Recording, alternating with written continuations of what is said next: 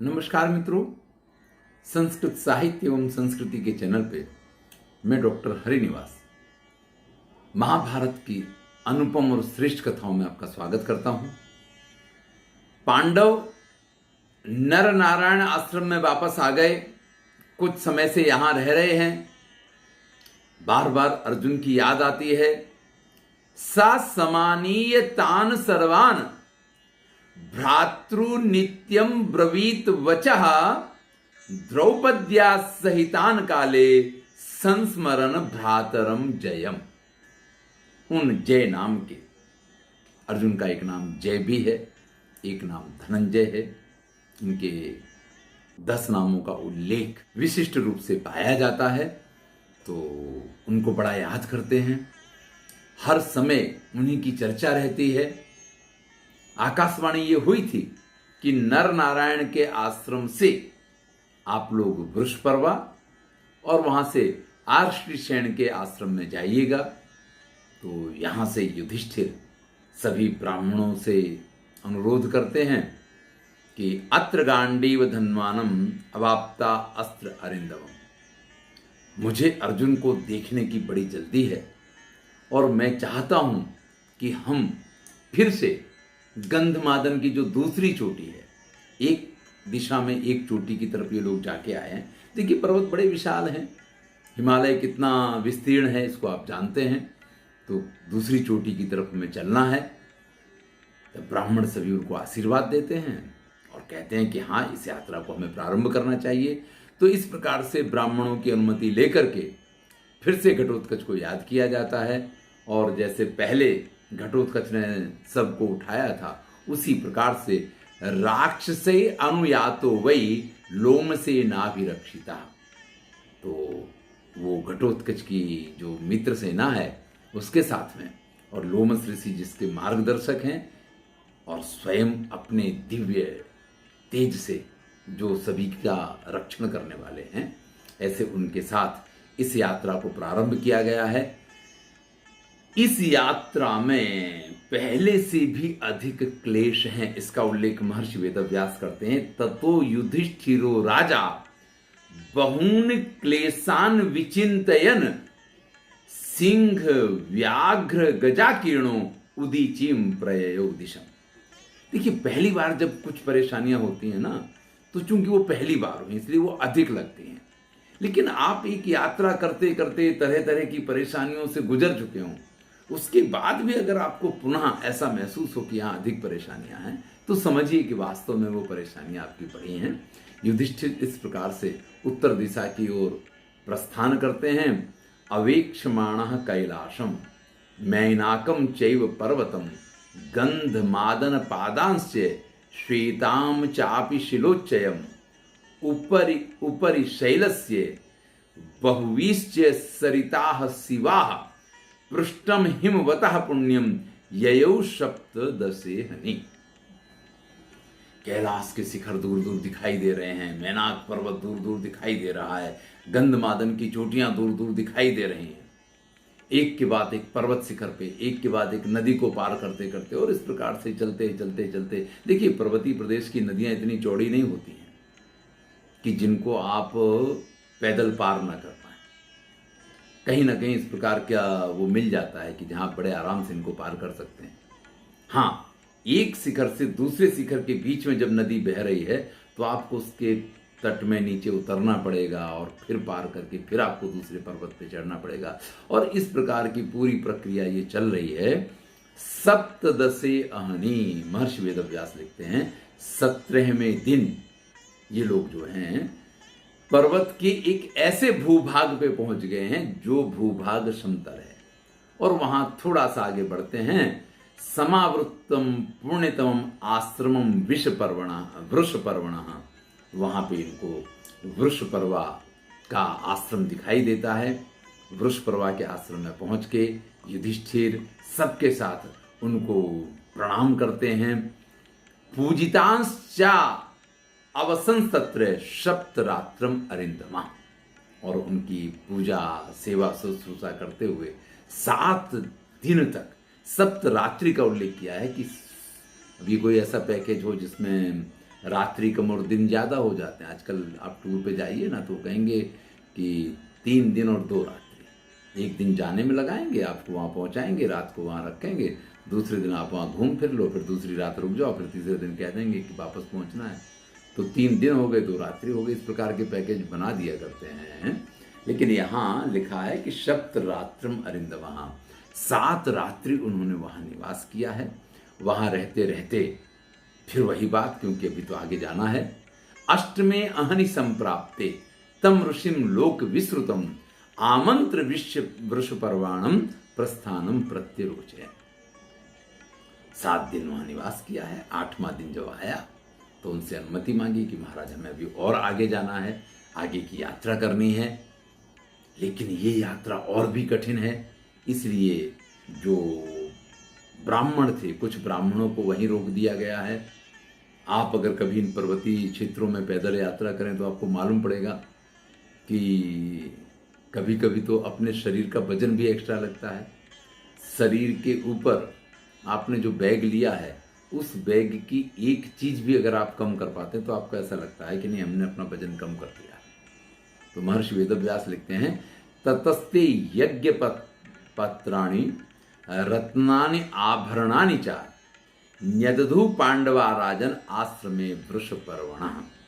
इससे आगे की यात्रा करते समय पांडवों ने अपने यज्ञ पात्र, रत्न, आभूषण, जो कुछ था वो सारी चीजें यहीं वृष पर्वा के आश्रम में छोड़ दी हैं। कुछ ब्राह्मणों को वहां छोड़ दिया है जो जाने में असक्त हैं, और सारा सामान भी अपना एक तरीके से वहां वृष पर्वा के पास रख दिया है। वृष पर्वा भी उनके साथ कुछ उन ब्राह्मणों को भेजते हैं जो उनके यहाँ उस आगे के मार्ग को जानने वाले हैं। ऐसे कुछ ब्राह्मणों को उनके साथ भेजते हैं और स्वयं भी थोड़ी दूर तक आकर के उनको विदा देते हैं। अनुसंसार्य कौन्तेयान आसीभिर अभिनंदचा, उनको आशीर्वाद दिया है, उनको अभिनंदन दिया है। वृष पर्वा निववृत्ते पंथानम उपदिश्य, उनको बता करके कि आप यहाँ से आगे जाएंगे तो इस प्रकार का मार्ग है। जैसे कई बार किसी को, अनजान व्यक्ति को हम रास्ता बताते हैं तो पांडव यहाँ के लिए अनजान है, लेकिन वृष पर्वा तो इसी क्षेत्र में रहते हैं, तो इन सब चीज़ों से परिचित हैं। तो उन्होंने पूरा मार्ग उनको बताया है कि आप इस प्रकार से यहाँ से आगे जा सकते हैं। उस पूरे मार्ग को बता करके वो अपने आश्रम में वापस चले गए हैं। फिर महर्षि वेदव्यास जो वर्णन करते हैं किसी पीएचडी के विद्यार्थी के लिए, किसी प्रकृति प्रेमी विद्यार्थी के लिए, कि एक वन प्रदेश है, पर्वतीय वन प्रदेश है, वहाँ किस किस प्रकार के वृक्ष पाए जाते हैं, किस किस प्रकार के प्राणी पाए जाते हैं, किस किस प्रकार की नदियाँ पाई जाती हैं, किस किस प्रकार के वहाँ पर्वत हैं, और उनके साथ में उनमें किस प्रकार के पक्षी वगैरह हैं, उसमें किस प्रकार के रत्न पाए जाते हैं, इन सब का यहाँ विस्तार से वर्णन किया है। मैं सबका अक्षरशः उल्लेख तो नहीं कर सकता हूँ क्योंकि समय बहुत चाहिए, लेकिन एक उदाहरण के रूप में कुछ नाम जो हैं वृक्षों के, कुछ नाम जो हैं पक्षियों के आपके सम्मुख अवश्य प्रस्तुत करूँगा, क्योंकि यहाँ से चलते चलते ये गंधमादन पर्वत की उस चोटी पे पहुँच गए हैं जहाँ का वातावरण बिल्कुल नंदन वन के समान है।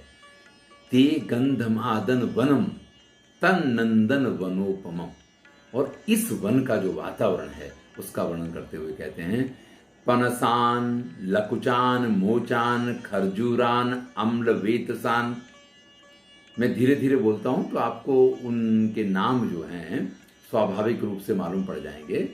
तो कहते हैं कि पनसान, लकुचान, मोचान, खरजूरान, अम्ल वेतसान, पारावतान तथा क्षौद्रान, नीपान चापी मनोरमान, बिल्वान, कपित्थान, जम्बूश्चे, काश्मीरी बदरी तथा, यहाँ काश्मीरी यानी एप्पल को बोला गया है, सेव को बोला गया है, बदरी बेर के लिए कहा जाता है, कपित्थ कैंथे को कहा जाता है, बिल्वान बेल का फल होता है, इन सब का वर्णन किया है। प्लक्षान, उदुम्बर, वटान, अश्वत्थान, क्षीरिकांश तथा भल्लात, काना, मलकी, हरितक, विभीतिकान, ये हर बहेरा, विभीतिक बहेरे को बोलते हैं, तो बहुत बहुत वर्णन है। इंगुदान कर्मदान सेवे तिंदुकान महाफलान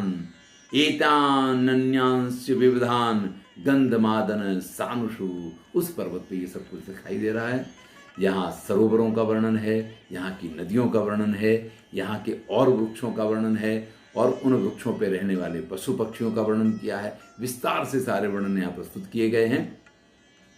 इस वातावरण को देख करके युधिष्ठिर, भीम, सभी पांडव अत्यंत प्रसन्न हो जाते हैं। ततो युधिष्ठिरो भीमम आहेदम प्रीति मदवचाह अहो श्री मद इदम भीम गंधमादन कारणम। अरे भीम देखो ये कितना सुंदर प्रदेश है, मतलब सौंदर्य की पराकाष्ठा। आज तक युधिष्ठिर ने इस प्रकार का सौंदर्य नहीं देखा। वो आश्चर्यचकित हो जाते हैं, या ये कहिए कि आश्चर्य से स्तंभित हो जाते हैं।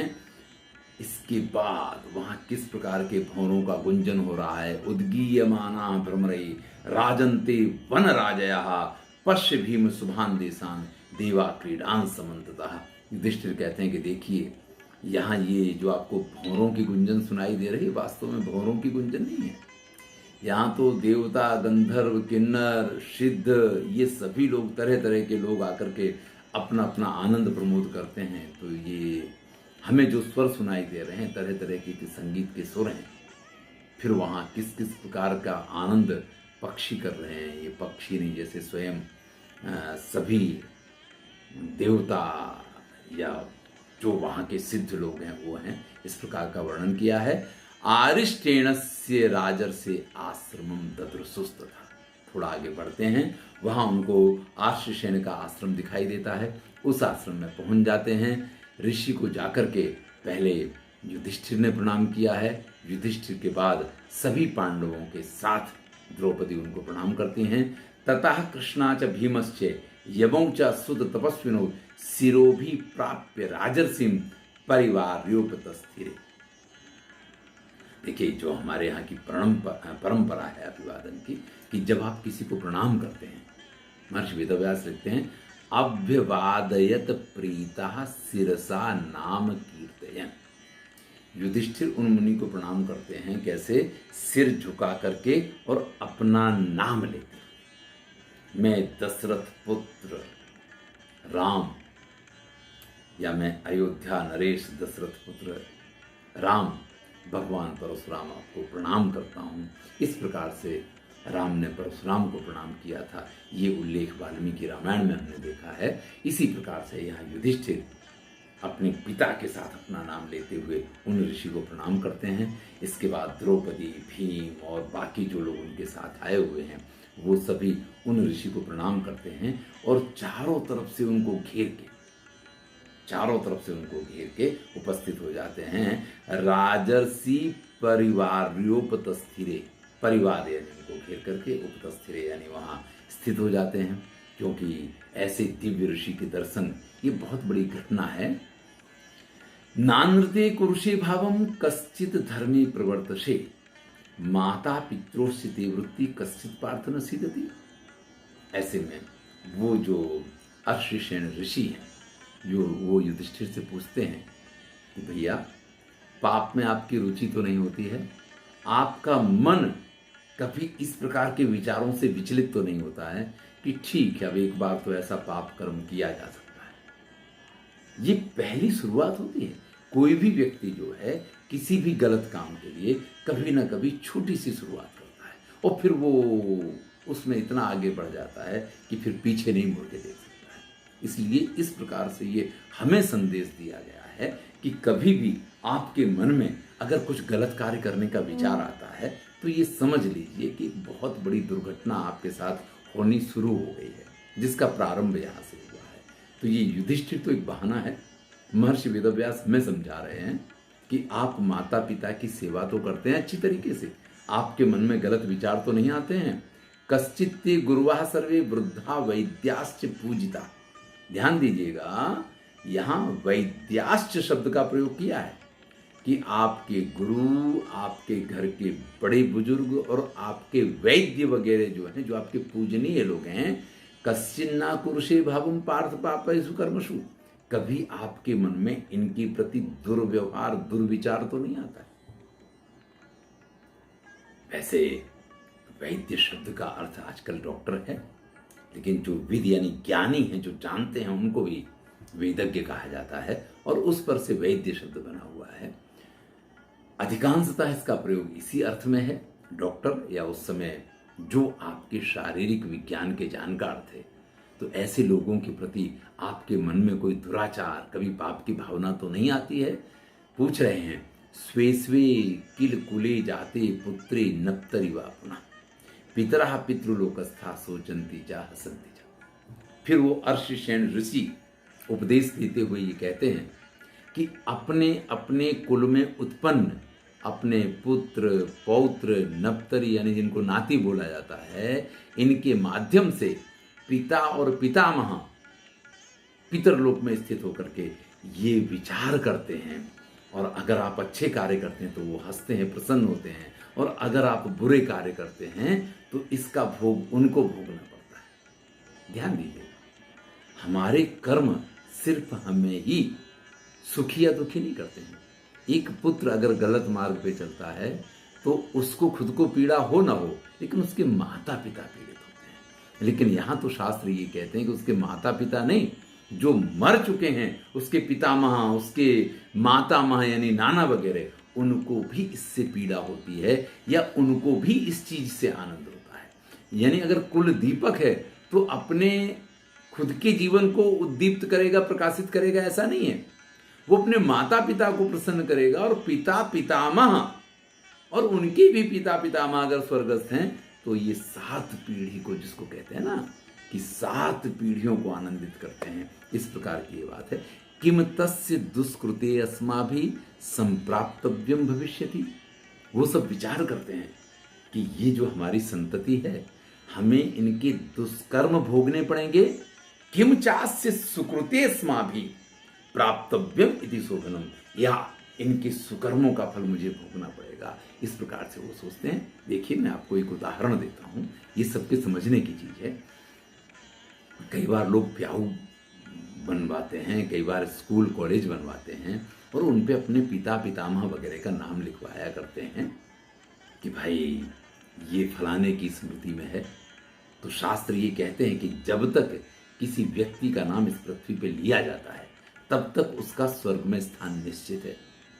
तो काम उन्होंने स्वयं नहीं किया, वो तो स्वर्गस्थ हो चुके थे, लेकिन उनकी याद में अगर उनके पुत्र ने या उनके पौत्र ने कोई ऐसा महान कार्य किया है इस पृथ्वी तल पे, तो इसका लाभ जो है स्वर्ग में उनको आनंद के रूप में प्राप्त होता है। ये हमें वैसे भी मालूम है। ये कथाएं, इंद्रद्युम्न राजा की कथा इसी महाभारत में हम आगे चल के सुनेंगे। उनसे देवताओं ने कहा कि भाई अब इस पृथ्वी पे कोई आपको जानने वाला नहीं है, कोई आपका नाम नहीं जानता है, इसलिए अब आपका समय पूर्ण हो गया स्वर्ग में। क्षीणे पुण्य मर्त्यलोके विशन्ति, अब आपको मृत्युलोक में जाना पड़ेगा। तो उन्होंने कहा ऐसा हो नहीं सकता, मैंने इतने महान महान कार्य किए हैं कि इतनी जल्दी पृथ्वी तल पे से मेरा नाम खत्म हो जाए, ऐसा हो नहीं सकता है। तो देवताओं ने कहा चलिए आप एक व्यक्ति ऐसा बता दीजिए जो आपको जानता हो। तो मनुष्य प्रजाति में तो कोई इतनी दीर्घायु रखता नहीं है। तो धीरे धीरे पता करते करते कछुए के पास पहुंचे, क्योंकि इसका आयुष्य बहुत लंबा होता। तो एक सरोवर में एक कछुआ और एक हाथी के बीच में खींचतान चल रही थी। तो वहां पे उससे पूछा गया, तो वो कहता है कि अरे भाई इंद्रद्युम्न राजा की आप क्या बात करते हैं, इस सरोवर में जिसमें हम लोग विद्यमान है ये भी उन्हीं का बनवाया हुआ है। और जैसे उसने ये कहा वैसे देवताओं ने इंद्रद्युम्न राजा को प्रणाम किया और उनसे ये कहा कि आपका स्थान अभी स्वर्ग में निश्चित है। तो इस प्रकार से पुत्र पौत्रादि, अगर व्यक्ति खुद नहीं कर पाता, उसके पुत्र पौत्रादि ऐसे महान कार्य करते हैं तो इसका फल स्वर्ग में उसके पितामह और पिता वगैरह को सबको प्राप्त होता है। और वो इस चीज का विचार करते हैं। अर्षसेन ऋषि यहाँ पे कह रहे हैं कि वो इसके विचार में हमेशा संलग्न रहते हैं कि हमारी संतान कुकृत्य करेगी जिसका हमें कुफल भोगना पड़ेगा, या वो सुकृत्य करेगी जिसके लिए हमको अच्छे अच्छे फलों की प्राप्ति होगी। युधिष्ठिर कहते हैं भगवान आर्य महेतद यथावत धर्म निश्चयम यथाशक्ति यथा न्यायम क्रियते विधिवन्मया। प्रभु आपका आशीर्वाद है, आपकी महान कृपा है, और मैं हमेशा ये कोशिश करता हूं यथाशक्ति यथा न्यायम, कि जितनी मुझ में शक्ति है, जितना मैं समझ रखता हूं, क्योंकि शक्ति और समझ दोनों चीजें महत्वपूर्ण हैं। कई बार क्या होता है, जानामि धर्मम नच मे प्रवृत्ति, जानामि अधर्मम नच मे निवृत्ति। मैं जानता हूं कि ये धर्म है, लेकिन उस तरफ मेरी रुचि नहीं होती है। और मैं जानता हूं कि ये अधर्म है, लेकिन उससे मैं अलग नहीं हट पाता हूं। तो युधिष्ठिर यहां कहते हैं, मैं यथाशक्ति और यथा न्याय विधि पूर्वक धर्म का आचरण करने की हमेशा कोशिश करता हूं। अरिष्टेन अत्यंत प्रसन्न होते हैं और फिर उनसे कहते हैं कि आप जहां पे आए हैं ये बड़ा ही सुंदर स्थान है, यहां आप आनंद से रहिए कुछ समय तक, या जब तक आपको रहना है। ये स्थान कैसा है इसका परिचय देते हैं कि बहुत सारे ऐसे देवता हैं जो पर्व संधि पे, पर्व संधि का अर्थ होता है पूर्णिमासी, अमावस्या, एकादशी, इनको हमारे यहाँ पर्व माना जाता है। तो ऐसे दिनों में बहुत सारे ऋषि यहाँ आकाश मार्ग से आते हैं। इनमें बहुत से ऋषि तो ऐसे हैं जो खाली जल पी करके रहते हैं, बहुत से ऋषि ऐसे हैं जो सिर्फ वायु का भक्षण करते हैं, वो कुछ खाते ही पीते नहीं हैं, बस ऐसे उनका जीवन चलता रहता है। बहुत सारे ऐसे किन्नर हैं जो अपनी पत्नियों के साथ, अपनी प्रियतमाओं के साथ यहाँ आकर के किम पुरुषः नृपकामिनी से एकांता भी परस्पर अनुव्रता, एक दूसरे के लिए जैसे समर्पित हों दोनों, इस प्रकार से वो प्रेमी प्रेमिका यहाँ आनंद करते हैं। यहाँ गंधर्व अप्सराओं के गण आते हैं, यहाँ विद्याधर आते हैं, यहाँ महोरग गणांश चैव सुपर्णांश चोरगादया, इस प्रकार से तरह तरह के लोग यहाँ आते हैं। न चाप्यतः परम सत्यम गंतुम भरत सत्यमा, और वो स्पष्ट सूचना देते हैं कि इससे आगे जाना निषिद्ध है, आप यहाँ से आगे नहीं जा सकते हैं, ये आपका अंतिम पड़ाव है, यहीं आपको रहना होगा, क्योंकि इससे आगे देवताओं के विहार स्थल हैं, वहाँ देवता लोग रहते हैं, वो विहार करते हैं, उनकी अपनी लीलाएं चलती रहती हैं।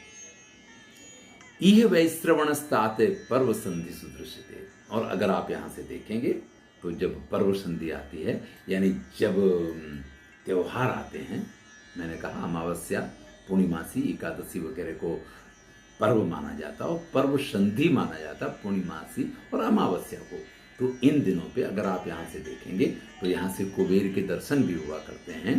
देवदानव सिद्धानाम तथा वैश्रवणस्य चा गिरे शिखर उद्यानम इदम भरत सत्तमा, इसके सामने ये जो आपको पर्वत शिखर दिखाई दे रहा है, इसकी चोटी पर देवताओं के, सिद्धों के और वैश्रवण, विश्रवा पुत्र यानी कि कुबेर के उद्यान हैं, बगीचे वगैरह हैं, वहाँ सारी उत्तम उत्तम पुष्प, फल, सभी चीजें विद्यमान हैं, लेकिन वहाँ जाना निषिद्ध है, इस प्रकार की सूचना दी है।